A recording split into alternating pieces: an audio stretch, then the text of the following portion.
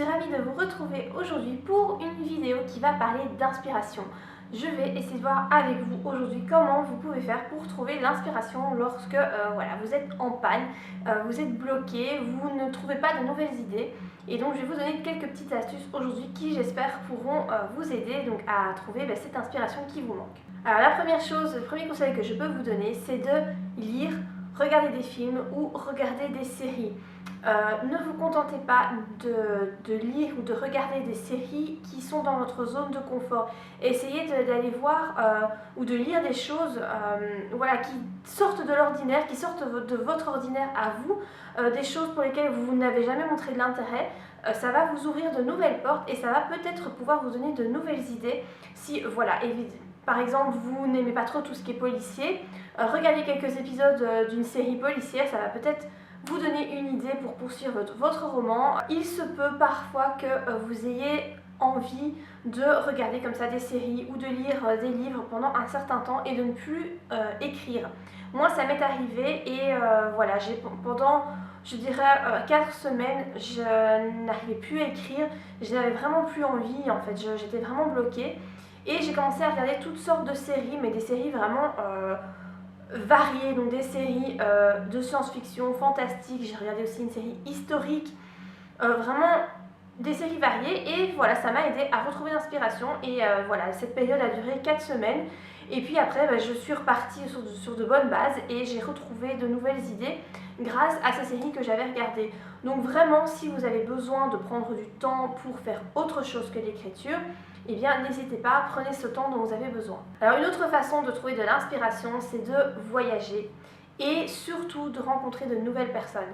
Alors voyager, évidemment, tout le monde n'en a pas la possibilité, il faut avoir les moyens, il faut avoir le temps, voilà, il y a toutes sortes de contraintes qui peuvent survenir et qui nous empêchent de voyager. Personnellement, je voyage très peu alors que j'adore ça, mais voilà, ma vie est faite de telle sorte que je ne peux pas voyager autant que je le voudrais.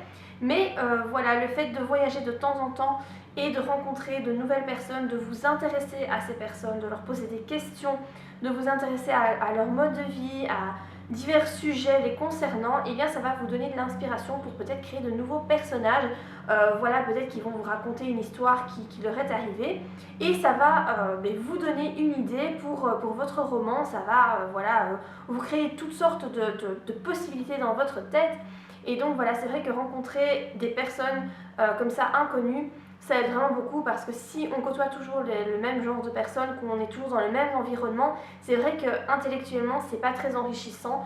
Donc c'est bien de pouvoir un petit peu sortir de l'endroit où on est et de parler avec des gens qu'on connaît pas. Alors quelque chose qui est pas mal aussi, mais ça suppose de se connaître un minimum, c'est de voir à quel moment de la journée vous êtes le plus productif, le plus attentif et à quel moment votre imagination est la plus fertile. Moi, c'est quelque chose que j'ai remarqué avec le temps. Je sais très bien que mon imagination est à son apogée au moment où je vais dormir. Alors certes, c'est pas le moment le plus adéquat parce qu'évidemment, j'ai rien pour noter. Je suis dans mon lit en fait et je m'apprête à dormir et donc j'ai plein de pensées qui me viennent dans la tête, un peu comme tout le monde. Et j'ai remarqué qu'il y a des histoires qui se créent beaucoup plus facilement quand c'est le moment d'aller dormir qu'à un autre moment de la journée. J'ai aussi remarqué ça avec quand je fais du ménage, quand j'aspire ou quand je nettoie à l'eau la maison. Comme c'est une tâche, ce sont des tâches que je n'aime absolument pas faire, je suis absolument pas fan de nettoyage, disons que je fais cette tâche mécaniquement, mais que mon esprit, comme il n'aime pas ce qu'il est en train de faire, il a tendance à s'envoler ailleurs. Et donc j'ai plein d'idées de scénarios, j'ai voilà, plein d'idées pour la suite de mon histoire qui me viennent dans l'esprit en fait. Et voilà, j'ai remarqué que vraiment quand je fais des tâches rébarbatives comme ça m'aide beaucoup pour mon imagination. Une chose que vous pouvez faire qui peut vous aider, et j'ai vu qu'il y avait pas mal d'écrivains qui faisaient ça, c'est de changer de lieu d'écriture de temps en temps. Donc vous avez l'habitude d'écrire chez vous, dans votre bureau, dans votre salon, peu importe. Et bien de temps en temps prendre votre ordinateur et aller dans un café ou aller peut-être dans un parc, écrire sur un banc ou peu importe. Ça peut vous aider parce que vous serez dans un nouveau lieu, dans un nouvel endroit, vous allez voir de nouvelles choses, il y a des gens qui vont arriver dans votre champ de vision, voilà, vous allez pouvoir observer des gens, je sais pas moi, qui boivent un café, qui se disputent, sait-on jamais, et ça peut redonner un nouveau souffle à votre imagination. Donc le fait comme ça de sortir de l'endroit où on est tout le temps, de bousculer vos habitudes, et bien ça peut vous aider. Vous pouvez également faire des jeux de mots. Il y a certains écrivains qui aiment bien faire ça, ça les aide. Personnellement, je n'en ai jamais fait et c'est pas quelque chose qui m'intéresse, mais je sais que ça peut aider pas mal de personnes. Vous avez comme exemple de jeu de mots bien connu, c'est voilà, vous vous donnez un terme central et par rapport à ce terme, vous allez commencer à écrire toutes sortes de mots qui vous viennent à l'esprit, mais qui ont toujours un rapport avec ce terme central. Et donc vous allez peut-être être étonné des mots comme ça qui vous viennent et ça va pouvoir vous aider à débloquer votre imagination. Donc c'est un exercice qui est quand même bien connu avec diverses variantes. Ça, je vous suggère d'aller voir un peu sur internet ce qui se dit par rapport au jeu d'écriture. Mais voilà, parfois faire un petit jeu d'écriture comme ça peut aider. Quelque chose qu'il y a certaines personnes qui font et qui peut vraiment brider leur imagination, c'est de s'interdire d'écrire certaines choses. Vous avez peut-être envie d'écrire une scène érotique qui sort de votre zone de confort, mais voilà, vous avez vraiment envie de l'écrire. Le fait de vous interdire de le faire parce que papa, maman pourrait lire votre histoire, parce que voilà, vous, dans votre tête, vous vous dites mais non, c'est pas possible, je peux pas imaginer ce genre de choses. Le fait de se brider, de s'interdire d'écrire certaines choses, ça peut vraiment vous mettre un frein à votre imagination. Donc moi, je pense qu'il ne faut pas se freiner, qu'il faut écrire ce qu'on a envie. Après, peut-être que cette scène, vous allez la supprimer parce que vous allez vous rendre compte qu'elle ne va pas dans le reste de votre histoire, mais si vous vous mettez des barrières, vous allez d'office brider votre imagination et vous allez être frustré et ça ne va pas vous aider. Donc voilà, peu importe l'idée que vous avez en tête, écrivez-la. Ne la faites pas lire si vous êtes un peu gêné ou si vous ne savez pas trop si vous allez garder cette scène, mais mettez-la quand même voilà, dans votre roman et vous verrez après si vous la gardez ou pas. Alors si vous êtes en panne d'idées, vous pouvez également faire lire votre histoire à quelqu'un, une tierce personne, ou faire lire le dernier chapitre et peut-être lui demander comment est-ce que tu vois la suite de l'histoire, qu'est-ce que tu penses qui va se passer. Parce que évidemment nous sommes tous différents et nous avons tous des idées différentes et donc le fait d'en parler à quelqu'un, de lui demander un peu son avis, ça va peut-être vous donner à vous des idées, peut-être qu'il va vous sortir quelque chose voilà, auquel vous n'avez jamais pensé et que vous allez vous dire ah c'est pas con cette idée, c'est vrai qu'il y aurait moyen d'exploiter ça et hop voilà, vous êtes débloqué et l'inspiration peut revenir. Donc c'est vrai que parler comme ça de ce qu'on écrit ou faire lire, ça peut aider à ce niveau-là. Moi je sais que pour Utricia, pour le tome 2, je me souviens au début, donc j'ai fait lire l'histoire à mon mari et il m'avait sorti toute une théorie. Moi j'avais déjà l'histoire en tête donc je savais très bien où j'allais, mais il m'avait sorti toute une théorie sur la façon dont il pensait que l'histoire allait se dérouler et en fin de compte c'était pas du tout ça. Mais voilà, si j'avais été bloquée, peut-être que lui en parler, ça m'aurait permis de trouver de nouvelles idées parce qu'en fait j'ai remarqué que on a tous une imagination différente et lui il serait parti voilà, sur des idées complètement à l'opposé des miennes et donc voilà, ça peut vraiment aider d'en parler à quelqu'un. Alors quelque chose qui est pas mal aussi, c'est de pouvoir se créer un visuel, donc imprimer des images, des photos de vos personnages, imprimer des photos du lieu dans lequel se situe votre histoire et alors vous mettre devant ces images et essayer de vous demander mais qu'est-ce qui pourrait bien se passer dans cet endroit. Vous pouvez regarder, par exemple si votre histoire se déroule dans un lieu qui existe réellement, évidemment c'est beaucoup plus facile, hein. Regardez des images comme ça sur Google des rues, des bâtiments, etc. Vous allez peut-être voir des gens sur les images, et bien voir ces personnes, essayez peut-être de vous demander mais qu'est-ce qu'ils sont en train de vivre ces gens-là, pourquoi ils se trouvent là, pourquoi, ils sont en train de se parler, mais qu'est-ce qu'ils pourraient bien se dire.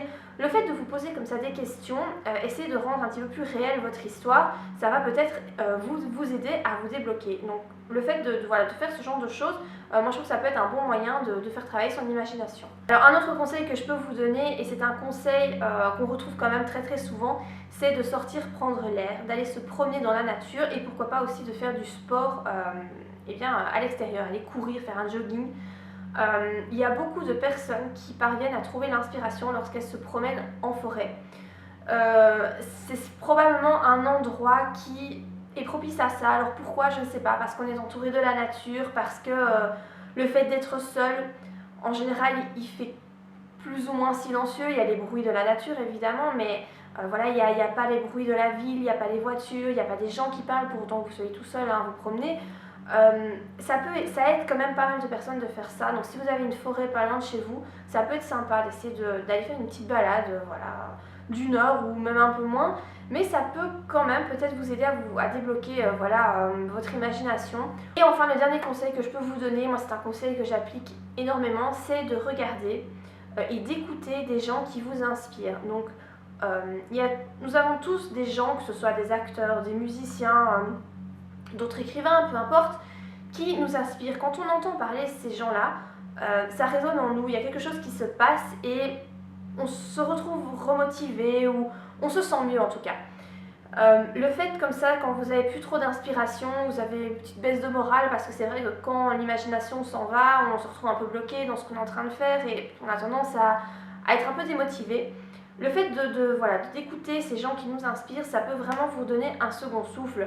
Moi, je sais que quand je regarde des vidéos de David Laroche et de Anthony Nevo, ça m'aide vraiment énormément parce que ce sont des gens que je trouve très inspirants et voilà, leurs vidéos sont sur YouTube, donc c'est très facile pour moi d'en trouver. En plus, ils font des vidéos quand même assez régulièrement, surtout Anthony Nevo, il en fait une par jour. Donc vraiment, moi, ce sont des gens qui m'aident beaucoup voilà, pour tout ce qui est inspiration. Après, bon voilà, ils sont formés dans le développement personnel, donc voilà, c'est pour ça que ces gens-là ont peut-être plus d'impact. Si vous êtes inspiré, je sais pas moi, par Brad Pitt, imaginons, vous pouvez regarder ses films et peut-être qu'en regardant ces films, vous allez retrouver l'inspiration. Il y a comme ça des films qui portent des messages assez importants et qui peuvent vraiment nous aider. Je pense particulièrement au Dernier Samouraï, je sais que ça c'est un film qui porte de belles valeurs et qui peut vraiment aider à être inspiré en fait. Et voilà, vous avez toutes sortes de films comme ça, je vous en cite un parmi tant d'autres. Mais vraiment, ça peut aider de regarder ou d'écouter des gens qui nous inspirent. Par rapport à cette vidéo sur l'inspiration, j'espère que tous ces petits conseils pourront vous aider si vous êtes un petit peu en panne pour le moment, si votre imagination vous fait un peu la tronche. Peut-être que voilà, ces petits conseils pourront vous donner un second souffle et vous permettre de continuer à écrire. Je l'espère en tout cas. Si vous avez aimé la vidéo, n'oubliez pas de la liker. Et moi, je vous dis à très bientôt pour de prochaines vidéos. Bye!